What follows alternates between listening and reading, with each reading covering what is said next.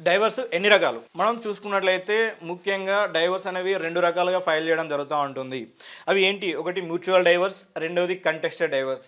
ఈ రెండిట్లలో డిఫరెన్స్ ఏంటి అని చూసుకున్నట్టయితే మ్యూచువల్ డైవర్స్‌కొస్తే ఇద్దరు భార్యాభర్తలు ఇద్దరు గూడా ఒకరిని ఒకరు అర్థం చేసుకొని ఓకే. ఒక అండర్‌స్టాండింగ్‌కొచ్చేసి ఒక ఎంఓయూ రాసుకొని వాటి టర్మ్స్ అండ్ కండిషన్స్ ప్రకారంగా డైవర్స్ తీసుకుంటారు ఏదైతే ఉంటుందో దాన్ని మ్యూచువల్ డైవర్స్ అంటాము. దీంట్లో మనకు ఎంత కాల వ్యవధి పడుతుంది అంటే 3-6 మంత్స్ టైం అనేది మనకు ఇక్కడ పడడం జరుగుతూ ఉంటుంది ఈ మ్యూచువల్ డైవర్స్‌లో. అదే కంటెస్టెడ్ డైవర్స్ అంటే ఏంటి? ఒకే పార్టీ అయితే హస్బెండ్ కావచ్చు లేదా వైఫ్ కావచ్చు. ఇద్దరిట్లలో ఎవరో ఒకరు మాత్రమే ఈ కేస్‌ని ఫైల్ చేస్తూ ఉంటారు. ఫైల్ చేసిన తర్వాత అదర్ సైడ్ ఎవరైతే ఉంటారో వాళ్ళకి నోటీసులు అనేవి వెళ్ళడం జరుగుతూ ఉంటుంది. నోటీసులు వెళ్ళిన తర్వాత వాళ్ళు కోర్టుకు వచ్చి మీరు వేసినటువంటి ఏదైతే డైవర్స్ పిటిషన్ ఉందో దానికి రిప్లై ఇవ్వడం జరుగుతూ ఉంటుంది. దీనిపైన ట్రయల్ ఏదైతే ఉందో జరగడం జరుగుతూ ఉంటుంది. ఎవిడెన్స్ ప్రొడ్యూస్ అనేది జరుగుతూ ఉంటుంది. తర్వాత కోర్టు డిసిజన్ తీసుకొని డైవర్స్ ఇవ్వడం జరుగుతూ ఉంటుంది.